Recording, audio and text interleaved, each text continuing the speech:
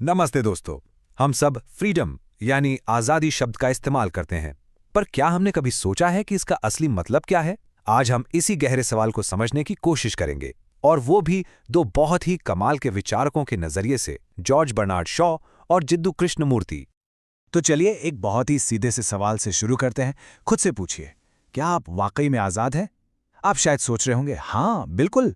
लेकिन रुकिए, हमारे पहले विचारक जॉर्ज बर्नार्ड शॉ का जवाब आपको हैरान कर सकता है।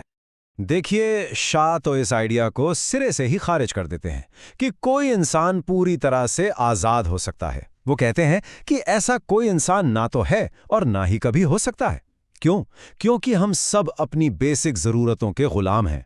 हमें खाना है, सोना है, पीना है। ये ज़रूरतें ही हमें एक रूटीन में बांध देती हैं। तो फिर पूरी आज़ादी तो एक सपना ही हुई, है ना? तो चलिए अब शॉ के तर्क में थोड़ा और गहरा उतरते हैं। वो उन सामाजिक जंजीरों की बात करते हैं जो असल में हमारी जिंदगी को कंट्रोल करती हैं। शॉ का सबसे बड़ा और जरूरी आइडिया यही है। वो गुलामी को दो हिस्सों में बांटते हैं। एक है नेचुरल स्लेवरी, मतलब वो काम जो हमें प्रकृति के लिए, जिंदा रहने के लिए करने ही पड़ते हैं, जैसे खाना, सोना। लेकिन वो कहते हैं कि असली समस्या ये नहीं है, असली प्रॉब्लम है अननेचुरल स्लेवरी। ये वो गुलामी है जब एक इंसान दूसरे इंसान से अपने फायदे के लिए जबरदस्ती और हद से ज्यादा काम करवाता है। शॉ के लिए लड़ाई इसी दूसरी गुलामी के खिलाफ है। और देखिए कितनी दिलचस्प बात वो कहते हैं। वो कहती है कि प्रकृति ने अपनी गुलामी को भी खुशनुमा बनाया है। मतलब हमें खाने में, सोने में मजा आता है, लेकिन जब एक इंसान दूसरे इंसान का शोषण करता है तो वो गुलामी शरीर और आत्मा दोनों के लिए नफरत भरी होती है। उसे करने में किसी को कोई खुशी नहीं मिलती।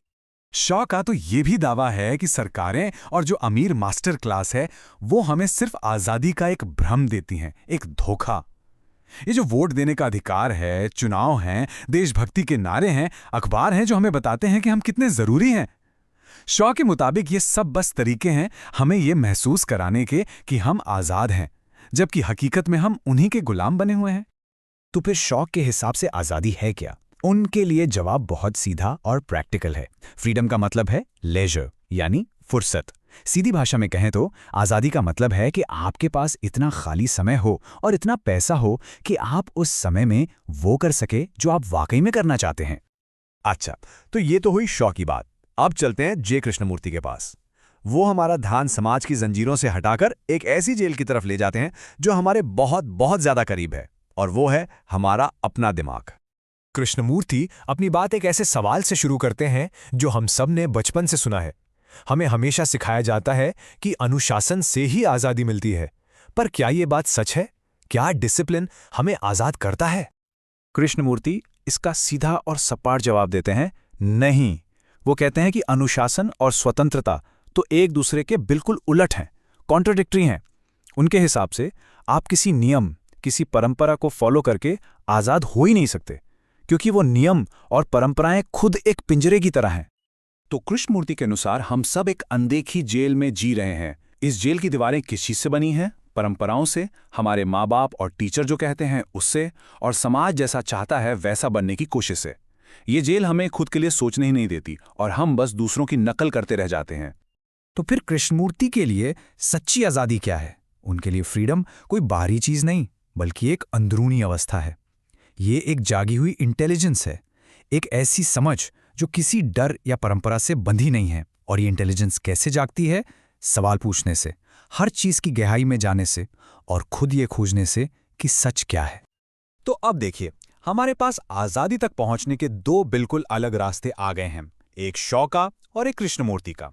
चलिए इन दोनों को आमने सामने रखकर समझते हैं ताकि तस्वीर और साफ हो जाए। इस टेबल को देखिए। शॉ के लिए समस्या बाहरी है, समाज में जो शोषण हो रहा है वो, और उसका समाधान भी बाहरी है, ज्यादा पैसा और फुर्सत, यानी एक्सटर्नल फ्रीडम। वहीं दूसरी तरफ कृष्णमूर्ति के लिए समस्या अंदरूनी है, हमारे दिमाग की कंडीशनिंग, हमारा डर, और उसका समाधान भी अंदर ही है, खुद सवाल करना, खुद खोजना, यानी इंटरनल फ्रीडम।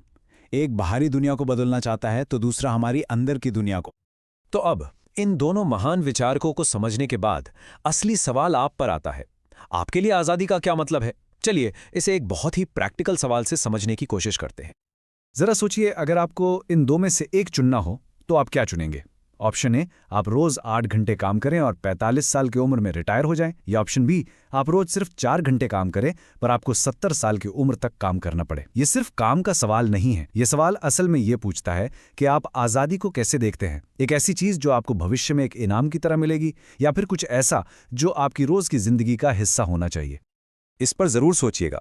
इसका कोई एक सही या गलत जवाब नहीं है, लेकिन आपकी चॉइस जो भी होगी वो आपको ये समझने में मदद करेगी कि आपकी अपनी नज़रों में आज़ादी का असली मतलब क्या है। क्या वो भविष्य का इंतजार है या आज और इसी पल को जीने का तरीका है।